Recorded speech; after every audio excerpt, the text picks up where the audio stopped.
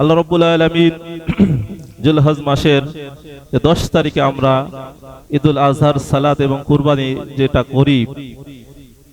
ঈদ শব্দের অর্থ তো আমরা জানি যে ঈদ মানে উৎসব, ঈদ মানে আনন্দ। তো এই যে কুরবানি শব্দের অর্থ কি? কুরবানি শব্দের অর্থ হচ্ছে ত্যাগ। কুরবানি শব্দের অর্থ ত্যাগ করা, কুরবানি করে দেওয়া, অর্থাৎ নিজের থেকে সেটাকে কি করা, ফারাক করে দেওয়া, নিজের আর কাছে না রাখা, সেটা অন্যের জন্য দিয়ে দেওয়া। তো আমাদের এই দুইটি ঈদ, ঈদুল ফিতর এবং ঈদুল আজহা, প্রতি বছর ঘুরে ঘুরে আমাদের সামনে আসে। প্রতি সপ্তাহে আমাদের জন্য যেটা ঈদের দিন বলা হয়, এটা সেই জুমার ঈদের দিন। জুমার দিনটাকে সাপ্তাহিক ঈদের দিন বলা হয়। হাদিস শরীফে রাসূল সাল্লাল্লাহু আলাইহি ওয়াসাল্লাম এই জুম্মার দিনকে সাপ্তাহিক ঈদের দিন অসংখ্য হাদিস রয়েছে এ বিষয়ে, এবং সহিহ হাদিস। আল্লাহ রাসূল সাল্লাল্লাহু আলাইহি ওয়াসাল্লাম তিনি বলেছেন যে আল্লাহ রাব্বুল আলামিন আমাদেরকে বাৎসরিক ঈদ হিসাবে দুটি ঈদ দিয়েছেন, কিন্তু তাছাড়াও প্রত্যেক সপ্তাহে মুসলমানদের জন্য এটাকে একটি ঈদের আনন্দের দিন বা ঈদ হিসাবে সাব্যস্ত করেছে এই জুমার দিনকে। কারণ এই দিনেও একত্রিত আমরা জমা হই। আর জুমা এই যে শব্দটি, একত্রে হওয়া, এবং নিয়মটি হচ্ছে আমরা প্রত্যেক সপ্তাহে একটি দিন একত্রে এক জায়গায় হয়ে একে অপরের সাথে দেখা সাক্ষাৎ, মুআমালাত, খোঁজ খবর নেওয়া। এই যে আল্লাহ তাআলা ব্যবস্থা করে দিয়েছেন যে জুমার নামাজের উদ্দেশ্য করে অনেকের সাথে দেখা যাচ্ছে, অনেক দূর দূরান্তেও থাকে, এই জুমার নামাজের উদ্দেশ্য করে তারা কি এলাকায় আসে, বাড়িতে আসে, ছুটি কাটায়। এই সময় দেখা সাক্ষাৎ হয়ে যায়। এটা একটা আল্লাহ তাআলার পক্ষ থেকে রহমত, নিয়ামত। আল্লাহ তাআলা এই মুসলমানদের জন্য এই সুযোগটি করে দিয়েছেন। সম্মানিত হাজিরিন, ইসলাম সামাজিক আনন্দ এবং উৎসবকে ইবাদত এবং জনকল্যাণের সাথে সংযুক্ত করেছেন। ইসলাম কি করেছেন?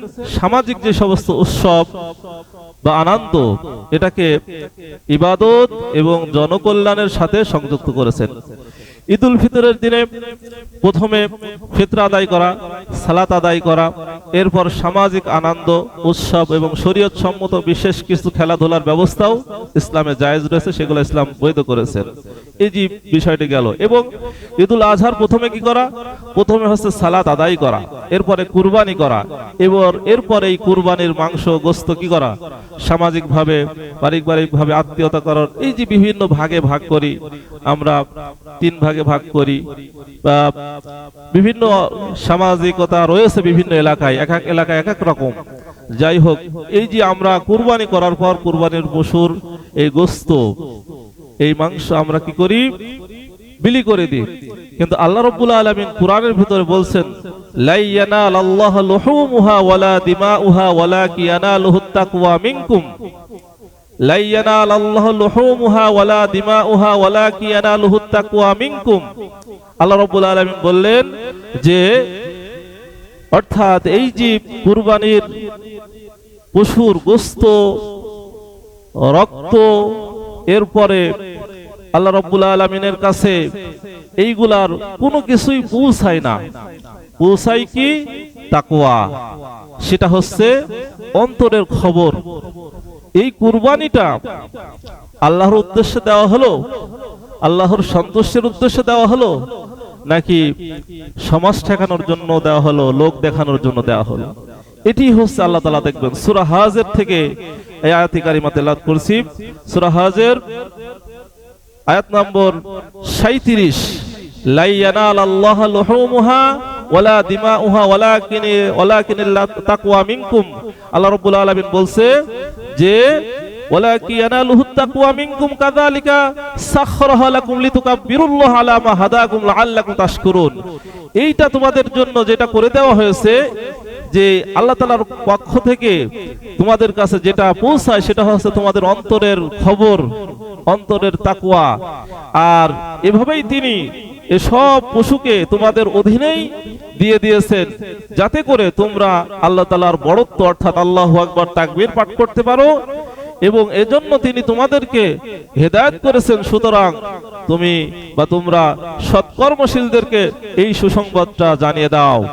রব্বুল আলামিনের পক্ষ থেকে তার রাসূলকে নির্দেশ করা হলো যে এই যে আল্লাহ তাআলার পক্ষ থেকে যেটা পৌঁছায় আল্লাহ তাআলার কাছে তোমাদের পক্ষ থেকে, সেটা হচ্ছে তোমাদের রক্তও তার কাছে পৌঁছায় না, গোশতও তার কাছে পৌঁছায় না, পৌঁছায় অন্তরের তাকওয়া, যে এটা আল্লাহ তাআলার সন্তুষ্টির জন্য তোমরা করলে কিনা। সম্মানিত হাজিরিন, যেভাবে গত সপ্তাহে বলেছিলাম ইব্রাহিম আলাইহিস সালাম তার প্রিয় পুত্র প্রিয় বৎস হযরত ইসমাঈল আলাইহিস সালামকে তিনি কুরবানি করার জন্য নিজেকে উৎসর্গ করে দিয়েছিলেন।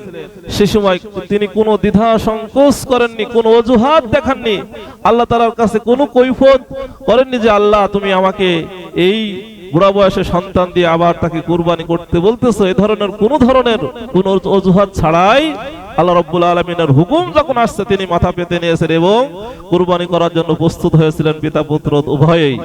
ঠিক অনুরূপ ভাবে আল্লাহ তাআলা আমাদেরকে ওখান থেকে কি করেছেন, পশু কুরবানির যে দিক নির্দেশনা এটা আল্লাহ তাআলা আমাদের জন্য ওয়াজিব করে দিয়েছেন। শুধু কি তাই, এই ইসমাঈল আলাইহিস সালামকে যখন ওই ছোট্টবেলায় একেবারে বালু মরুভূমিতে ছোট্টবেলায় যখন রেখে গিয়েছিলেন এবং যখন ওই যে হযরতে জিবরাইল আলাইহিস সালামের মাধ্যমে আল্লাহ তাআলা যখন পাঠাই দিলেন, যাও আমার ইসমাঈলের এই পায়ের গোড়ালি দিয়ে যেখানে আঘাত করছে তুমি জিবরাইল সেখানে আঘাত করে এখানে পানির উৎস তৈরি করে দাও। সুবহানাল্লাহ, যেই পানি এখন পর্যন্ত কোনোদিন ফুরায় না এবং কিয়ামত পর্যন্ত এটা ফুরাবেও না। কি আশ্চর্য ঘটনা! এবং আল্লাহ রাব্বুল আলামিন এই যে পানির জন্য মা হাজেরা 7 বার দৌড়াদৌড়ি করেছে সন্তানকে বাঁচানোর জন্য। এখানে দেখলে দেখা যায় ওই যে বালুর চিকচিক করছে পানি মনে হয়, আবার ওখানে গেলে দেখা যাচ্ছে এখানে কি পানি মনে হয়। তো এই যে 7 বার, এটা যারা হাজী সাহেব তাদের জন্য কি ওয়াজিব করে দিয়েছেন আমার আল্লাহর কাছে এত পছন্দনীয়, এত গ্রহণযোগ্যতা লাভ করেছে আল্লাহ রাব্বুল আলামিন প্রত্যেক হাজী সাহেবের জন্য এটা কিয়ামত পর্যন্ত দাঁড়ি করে দিয়েছে। সুবহানাল্লাহ। এই যে এখানে কুরবানি সংক্রান্ত অনেকগুলা হুকুম আহকাম যেটা হযরতে হাজেরা এবং ইসমাঈল আলাইহিস সালামের নিদর্শনকে আল্লাহ তাআলা মানুষের মধ্যে প্রসার করার জন্য সেটাকে কিয়ামত পর্যন্ত এটা কি মানুষের জন্য ওয়াজিব করে দিয়েছে। তো সম্মানিত হাজিরিন, এর পেছনে কারণটা কি? আল্লাহ রাব্বুল আলামিন এই যে ছোট্ট বেলায় এক মশক পানি আর অল্প কিছু খেজুর দিয়ে যখন মরুভূমিতে রাখলেন, সেখানে কোনো ঘর বাড়ি নেই, জনপদ নেই, মানুষ নেই, একেবারে মানব শূন্য। এই জায়গায় একটা মানুষ কিভাবে থাকতে পারে একটু চিন্তা করে দেখেন। যেদিকে তাকানো যায় সেদিকে শুধু মরুভূমি। এই জায়গায় যখন রেখে আসছে এবং হাজেরা আলাইহিস সালাম ইব্রাহিম আলাইহিস সালাম কয়েকবার জিজ্ঞাসা করেছিল যে কেন এখানে আমাদেরকে রেখে যাচ্ছেন, কিন্তু তিনি মুখ ফুটে সন্তানের দিকে তাকাতেও পারেন নাই। কারণ মানবিক দিক কিন্তু সবারই আছে, মানবিক দুর্বলতা সবারই আছে। যখন সর্বশেষ বলছে এটা কি আল্লাহর হুকুমে রেখে যাচ্ছ, তখন আকাশের দিকে আঙ্গুল উঁচু করে ইশারা করেছিল আল্লাহর হুকুমে রেখে যাচ্ছে, তখন আর তিনি ভয় পান নাই। এজন্য সম্মানিত হাজিরিন, এই যে কুরবানির সংক্রান্ত যে বিষয়গুলো আসছে, আমাদের তাকওয়া, আমাদের মনের ভিতরটা অন্তরটা ইনসাফ করতে হবে, আমাদেরকে এটা সহি করতে হবে।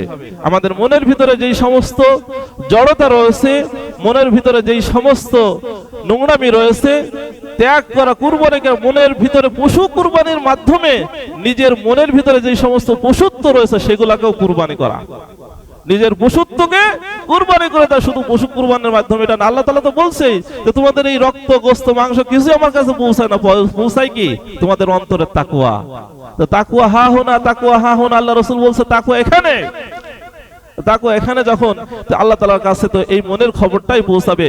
আমার আপনার মনের অন্তরের যে নিয়তটা, এখন এই যে 7 ভাগে আমরা কুরবানি, 3 ভাগে কুরবানি, 5 ভাগে কুরবানি দিই, এই ক্ষেত্রে যদি একজন মানুষের নিয়ত খারাপ হয় তাহলে বাকি যারা কুরবানি ভাগে রয়েছে তাদেরও কিন্তু খবর হয়ে যাবে, তাদের কুরবানি আল্লাহ তাআলার কাছে কবুল হবে না। এই জন্য ভাগে দেওয়ার ক্ষেত্রে খুবই সাবধান হতে হবে। আমাদেরকে এমন লোক, এমন পার্সন বাঁচতে হবে যেন তারা আল্লাহ তাআলার উদ্দেশ্যেই কুরবানি দেয়, আল্লাহ তাআলার সন্তুষ্টির জন্যই দেয়। তাদের উদ্দেশ্যটা যেন এমন না হয় যে আমি এত ধনী লোক, এত বড় লোক, বা আমার কুরবানি ওয়াজিব হয়েছে, কুরবানি না দিলে লোকজন খারাপ বলবে, সমাজের লোক কি বলবে। এমন লোক আছে, সমাজের মধ্যে আছে, এবং বাস্তব কথাই বলছি, যেটা বলতেছি, এমন লোক আছে, এমন লোক বলে ফেলে যে কুরবানি দিয়ে কি হবে, কুরবানি দিয়ে কি হবে এরকম কথা বলে ফেলে, কিন্তু তার উপরে কুরবানি ওয়াজিব রয়েছে। সচক্ষে শুনেছি, সামনাসামনি বলেছে এই ধরনের কথা যে কুরবানি দিয়ে লাভ কি, কি হবে? সম্মানিত হাজিরিন, কি হবে, লাভ কি মরার পরে বুঝতে পারবে, এখন তো বুঝে আসছে না, তখন তার কিছু করারই থাকবে না। এজন্য আল্লাহ তাআলার হুকুমকে, আল্লাহ তাআলার আদেশকে, নির্দেশকে যারা অমান্য করবে তাদের তো ঈমানের দুর্বলতা, তাদের তো ঈমানের ঘাটতি এবং ঈমান আছে কিনা এই বিষয়ে প্রশ্ন আসবে। এজন্য আমাদেরকে সতর্ক হতে হবে, সাবধান হতে হবে। কুরবানির বিষয়ে আমরা যারা, আমাদের যাদের উপরে কুরবানির ওয়াজিব কাদের উপরে, মাসালাটা হচ্ছে এই, যাকাত ফরজ হয় নেসাব পরিমাণ সম্পদের মালিক 1 বছর থাকলে। 1 বছর কারোর মালিকানায় যদি নেসাব পরিমাণ সম্পদ, ওই যে নেসাব পরিমাণ কি 7.5 ভরি স্বর্ণ এবং 52.5 ভরি রূপার সমমূল্য দাম যদি কারোর মালিকানায় 1 বছর থাকে, তাহলে তার উপরে যাকাত ফরজ। আর কুরবানির বিষয়টা হচ্ছে এই নেসাব পরিমাণ সম্পদের মালিক সে যদি 3 দিন হয়, কুরবানির এই 3 দিন যদি তার মালিকানায় থাকে তাহলে তার উপরে কুরবানি ওয়াজিব। এখন এই রকম চালাকি বা চতুরতা করা যাবে না যে এই 3 দিন তো আমার কাছে টাকা থাকলে আমি তো কুরবানি আমার উপর ওয়াজিব হয়ে যাবে, টাকা আমার কাছে রাখারই দরকার নেই, অন্যজনের কাছে রেখে আসি, এরকম করবেন নাকি বিষয়টা? এটা তো আল্লাহ তাআলা বুঝবেন যে এটা তো আপনার চালাকি। ওই সম্পদের বা ওই টাকার মালিক আপনি কিনা, যদি মালিক আপনি হন তাহলে আপনার উপরে কুরবানি ওয়াজিব হবে। এজন্য আমাদেরকে অবশ্যই লক্ষ্য রাখতে হবে এই বিষয়ে যে আমাদের যাদের উপরে কুরবানি ওয়াজিব হবে এখন থেকে নিয়ত করতে হবে যে আমরা কুরবানির যে পশুটা কিনবো 1 ভাগে কিনবো, নিজে একা একা দেবো নাকি 7 ভাগে বা 3 ভাগে 5 ভাগে কিভাবে দেবো। তো সেই ক্ষেত্রে ভাগের ক্ষেত্রে হলে আপনাদেরকে অবশ্যই সঠিক পার্সন বাছতে হবে। এবং আমাদের এই ধন সম্পদ টাকা পয়সা যেটা, যে টাকা দিয়ে আমরা কুরবানির সম্পদটা পশুটা কিনবো, এটা যেন হালাল উপার্জনেই হয়। কারণ হারাম উপার্জনের কুরবানির পশু যদি আপনি দেন তাহলে ওটা তো কবুল হবেই না, আর ভাগে যারা থাকবে তাদেরও সমস্যা হয়ে যাবে। সেটাই বললাম। গল্প একটা এমন, ছোট্ট একটা গল্প এমন আছে যে একজন চোর চুরি করেছে কি কুরবানির একটা পশু, সে কি করেছে, পশু কুরবানি দেবে এজন্য চুরি করে এনেছে। তাও একজনের কাছ থেকে চুরি করে নিয়ে এসে সে কুরবানি করছে। যখন তাকে জিজ্ঞাসা করা হলো তুমি চুরি করে নিয়ে এসে এই কুরবানি করতেছো কেন, সে উত্তর দেয় কুরবানি তো সওয়াবের কাম, সওয়াব হবে। এবং কত সওয়াব, এই পশুর গায়ে যত পশু আছে, পশম রয়েছে, লোম রয়েছে, এই পশুর গায়ে যত লোম রয়েছে, পশম রয়েছে, এই সমপরিমাণ সওয়াব আল্লাহ তাআলা দেবে। এত সওয়াব পশু কুরবানি করলে, কুরবানি দিলে, তাহলে এই সওয়াব কি মিস করা যায়? এজন্য আমি কি পশুটা চুরি করে নিয়ে এসেছি, চুরি করে নিয়ে এসেই কুরবানি দিচ্ছি। তো সওয়াব হচ্ছে ঠিক আছে, কিন্তু কিয়ামতের দিন যখন আল্লাহ তাআলা জিজ্ঞাসা করবেন তুমি পশু কুরবানি করে দিলে কেন, তখন তার উত্তরটা হচ্ছে এরকম যে ওই সময় আল্লাহ তাআলা তো আমার কাছ থেকে সওয়াব নিয়ে তার আমলনামায় দিয়ে দেবে, যেহেতু তার আমি পশু কুরবানি চুরি করে নিয়ে এসে কুরবানি, তার সওয়াবটা আমার আমলনামা থেকে তাকে দিয়ে দেবে। যেহেতু তাকে আমার আমলনামা থেকে তাকে সওয়াব দিয়ে দেবে, কাজেই আমার তো সেদিন এই সওয়াবটা আমি তাকে দিয়ে দেবো। কিন্তু এখন যেটা হচ্ছে, এই যে মাঝখান থেকে আমি গোশত খাতে পারছি, আমার তো এটা লাভ হয়ে যাচ্ছে। তার চিন্তা চেতনা দেখছেন, সে গোশত খাওয়ার জন্য এই যে পশু কুরবানি করছে চুরি করে নিয়ে এসে। এবং ঘটনা এমন বলা হয়েছে যে ওই দিন আল্লাহ তাআলা একটা কি যে ওই পশু তাকে সামনে ধরে দেবে যে এই যে তার পশু তাকে দিয়ে দেওয়া হলো, বলছে এইটা যদি করে ফেলা হয় যে তার পশু তাকে যদি ফেরত দেওয়া হয় তাহলে তার কোনো কথাই নাই। ঠিক আছে, আমাদের মন মানসিকতা, আমাদের ইমানের সমস্যাটা কি দেখেন। একজন আল্লাহ তাআলার কাছে দোয়া করতেছে যে আল্লাহ আমি তো গরিব মানুষ, অভাবী মানুষ, তো আমাকে তুমি কি করো, এত দিরহাম বা সোনা আমাকে দান করো, বা আমাকে এত ধনী বানাই দাও, এত টাকা পয়সার মালিক বানাই দাও। একটা সে দোয়া করলো আল্লাহ তাআলার কাছে। সে দোয়া করার পরে বলছে যে আল্লাহ তুমি আমাকে যা দিবে এই পরিমাণের অর্ধেক আমি তোমার আল্লাহর রাস্তায়, তোমার রাস্তা আমি দিয়ে দেবো। সে আল্লাহ তাআলার কাছে দোয়া করছে যে আমাকে এত পরিমাণ অর্থ সম্পদের মালিক করে দাও, এই মালিক বানাই দেওয়ার পরে আমি ওই সম্পদ থেকে তোমার রাস্তায় আবার অর্ধেক বিলি করে দেবো, দান করে দেবো। এইভাবে সে আল্লাহ তাআলার কাছে দোয়া করতেছে। দোয়া করার পরে তখন সর্বশেষ বলছে, আল্লাহ যদি তোমার এই কথা বিশ্বাস নাই হয় তাহলে তোমার অর্ধেক তুমি রেখে দাও, আমাকে বাকি অর্ধেক দিয়ে দাও। এই তো হচ্ছে আমাদের অবস্থা। তাহলে সম্মানিত উপস্থিতি, এমন যদি আমাদের অবস্থা হয়, আল্লাহর সাথে চালাকি করার আমাদের কোনো সুযোগ আছে? কোনো সুযোগ নেই। এজন্য আমাদের মনের খবর আল্লাহ রাব্বুল আলামিন ভালো জানেন যে আমরা কোন অবস্থায় কি অবস্থায় আছি না আছি। এজন্য আসুন, সামনে যে আমাদের কুরবানির ঈদ আসছে, কুরবানির আসছে, এইটা যেন আমরা আল্লাহ তাআলার সাথে সলসুতুরি চালাকি না করি। আমাদের ওই যে আল্লাহ তাআলা বলছেন, লা ইয়ানালাল্লাহু লুহুমুহা ওয়ালা দিমাউহা ওয়ালাকিন ইয়ানালুহু তাকওয়া মিনকুম। আল্লাহ রাব্বুল আলামিন যে কথাটি বললেন যে তোমাদের রক্ত গোশত কোনো কিছুই আমার কাছে পৌঁছায় না, আমার কাছে পৌঁছাচ্ছে তোমাদের অন্তরের খবর, তাকওয়া, আল্লাহ ভীতি, আল্লাহর ভয়। তা আমরা যেন এই কুরবানির ঈদটা, কুরবানিটা আমরা যেন কি করি? আল্লাহ তাআলার ভয়েই করি। সম্মানিত হাজিরিন, আল্লাহ রাব্বুল আলামিন আমাদেরকে যে নির্দেশনা দিলেন আমরা যেন সেই নির্দেশনা অনুযায়ী লালন পালন করতে পারি। আল্লাহ তাআলা আমাদেরকে সেই সুযোগ এবং তৌফিক দান করুক, আমিন। এখন কুরবানি বিভিন্ন পশু রয়েছে। কি কি রয়েছে? ছাগল, দুম্বা, এরপরে ভেড়া, এগুলা রয়েছে। এরপরে মহিষ, তারপরে গরু, উট, এইটা রয়েছে। এখন বয়স ক্ষেত্রে এই ছাগল, দুম্বা, ভেড়া এটা 1 বছর পূর্ণ হওয়া, এবং যদি এমন হয় কোনো 6 মাস প্লাস বয়স হয়েছে, সেইটা হুষ্টপুষ্ট দেখতে ওই 1 বছরের পালের ভিতরে ছেড়ে দিলে এটাও মনে হয় যে 1 বছর, সেটা আবার কুরবানির জায়েজ রয়েছে। মহিষ এবং গরু 2 বছর, মহিষ এবং গরু 2 বছর পূর্ণ হওয়া, এবং উট বলা হয়েছে 5 বছরের কথা। কিন্তু আমরা এখানে অনেক সময় দাঁতে কিনা এটা দেখি, দাঁতছে কিনা এইটা দেখি, কিন্তু বয়সটাই কিন্তু মেন, বয়সটাই মেন, যে 1 বছর পূর্ণ হওয়া, 2 বছর পূর্ণ হওয়া, 5 বছর পূর্ণ হওয়া। গরু মহিষের ক্ষেত্রে 2 বছর, উটের ক্ষেত্রে 5 বছর, এবং ভেড়া, দুম্বা, ছাগলের ক্ষেত্রে 1 বছর। এটা হচ্ছে মাসালা। এবং এই কুরবানির পশু যেগুলা থাকবে সেগুলাকে ত্রুটি মুক্ত, দোষ মুক্ত হওয়া, কোনো দোষ থাকবে না, কোনো ত্রুটি থাকবে না, নিখুঁত হওয়া। এবং আমরা যারা এই কুরবানি করব, আমাদের এই পশুটা আমরা আগে থেকে একটু যাচাই বাছাই করব বা দেখে শুনেই কিনবো, যে আল্লাহ তাআলার সন্তুষ্টি অর্জনের জন্য যখন দিচ্ছি, তাহলে 2-1000 5,000 যদি বেশিও লাগে টাকা পয়সা, তাহলে আমরা একটু ভালো দেখে সুন্দর দেখে পশু কেনার চেষ্টা করব। এবং সবচাইতে থেকে বেশি ভালো এখন তো সুযোগ হয় না, কারণ হচ্ছে পরিবারটা এমন হয়ে গেছে যে টাকা আছে কিন্তু এই গরু ছাগল তো পুষে দেওয়ার মতো ব্যবস্থা থাকে না। কিন্তু আপনি একটি ছাগল বলেন, গরু বলেন, যখন সেটা দীর্ঘদিন পুষবেন, বাড়িতে রাখবেন, তার যখন লালন পালন করবেন, ওইটাকে যখন আপনি কুরবানি করবেন, দেখবেন আপনার ভিতরে একটু মায়া লাগবে। আর যেটা বাড়ির থেকে কিনে এনে 2 দিন পরেই কুরবানি দিয়ে দিচ্ছেন, ওইটার প্রতি অত মায়া লাগে না। কিন্তু যেটা নিজে লালন পালন বাড়িতে পুষেছেন দীর্ঘদিন, ওইটা কুরবানি করার সময় দেখবেন কি মনের ভিতরে একটু কষ্ট লাগে, একটু মায়া লাগে। এবং এইটাই নিয়ম, এইটাই করতে হবে, যে ইব্রাহিম আলাইহিস সালাম যেখানে সন্তানকে কুরবানি করে দিচ্ছে, আমরা পশুর ক্ষেত্রে এটা করতে পারি না। হ্যাঁ, এজন্য আমাদেরকে যদি সুযোগ থাকে যে আমরা একটু আগে আগে কিনে নিয়ে এসে বাড়িতে নিজে হাতে সেটা যত্ন করব, লালন পালন করব, তাদেরকে কি করব, তাদের খাদ্য খাবার আমরা এগুলা করব, তাহলে আমাদেরকে ওই পশুর প্রতি কি হবে, একটু মায়া মহব্বত বাড়বে, এবং আল্লাহ তাআলা এটাই আমাদের পরীক্ষা করবেন।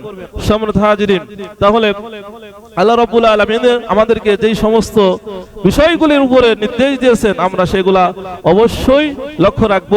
এবং কুরবানি নিজ হাতে জবাই করা একটি সুন্নাত। আল্লাহ রাসূল সাল্লাল্লাহু আলাইহি ওয়াসাল্লাম এটাই করতেন, যে তিনি সর্বপ্রথম ঈদের জামাত করতেন, এবং ফজরের নামাজের খুব বেশি সময় নয়, আধা ঘন্টা সর্বোচ্চ 1 ঘন্টা পরেই তিনি হচ্ছে এই ঈদের জামাত আরম্ভ করতেন, বা নামাজ শেষ করেই নিজ হাতে কুরবানি করতেন।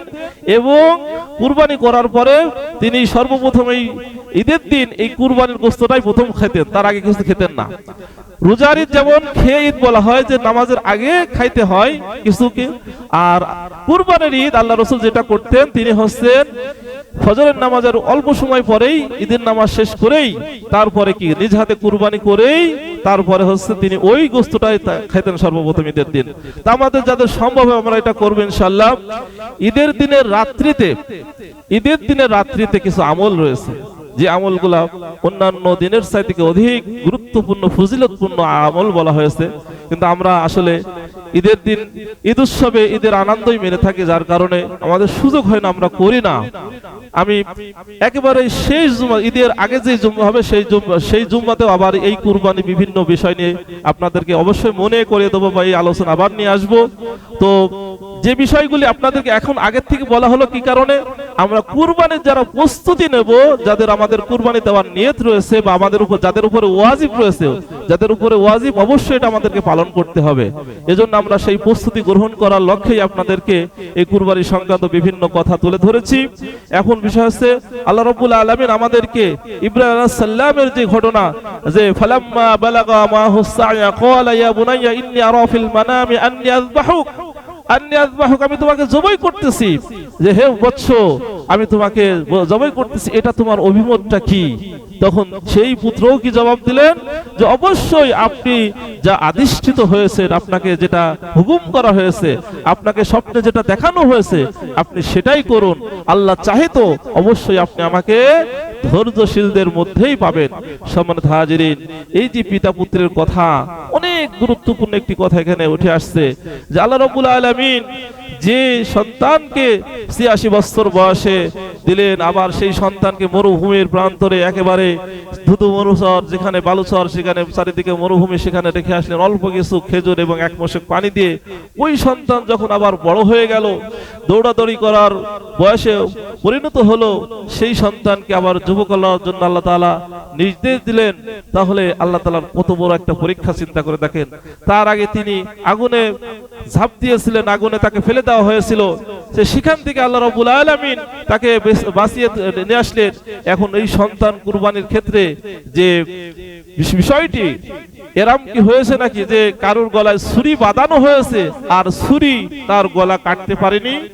দেখেন ইব্রাহিম আলাইহিস সালামের যেই সমস্ত পরীক্ষাগুলা সব বড় বড় ধরনের। তার নিজের জীবনকে আগুনের ভিতরে ঝাঁপ দিয়ে সে পুড়ে যাওয়ার জন্য প্রস্তুত হয়েছিল, আবার সন্তানকে জবাই করার জন্য ধারালো ছুরি নিয়ে সে প্রস্তুত হয়েছিল। কিন্তু তিনি জানতেন না আগুনে ঝাঁপ দেওয়ার আগে যে তিনি বেঁচে যাবেন, বা সন্তানকে জবাই করার সময় তিনি জানতেন না যে আমার সন্তান বেঁচে যাবে।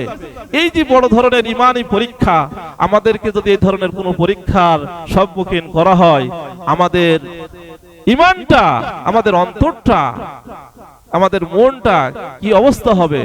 এজন্য আমাদেরকে আল্লাহ তাআলা এই ধরনের বড় সম্মুখীন তো করছেন না, কিন্তু আমাদের জন্য রাসূল সাল্লাল্লাহু আলাইহি সাল্লামের হাদিস এসেছে যে শেষ আখেরি জামানায় যে বিষয়টা আসবে, যে সময়টা আসবে, যে হাতের উপরে আগুন রাখা সহজ, ঈমান রাখা কঠিন হয়ে যাবে। হাতের উপরে আগুন রাখাটা সহজ, ঈমান রাখাটা কঠিন হবে।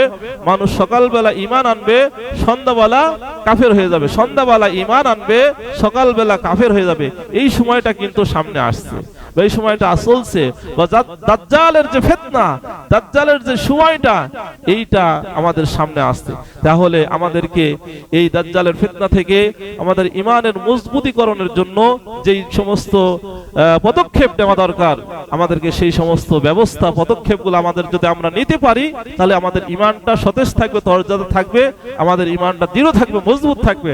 আর আমরা যদি সেই সম্পর্কে সচেতন না হই, সতর্ক না হই, তাহলে কিন্তু আমাদের ঈমান থাকবে না, ঈমান চলে যাবে, ঈমান ভঙ্গ হয়ে যাবে।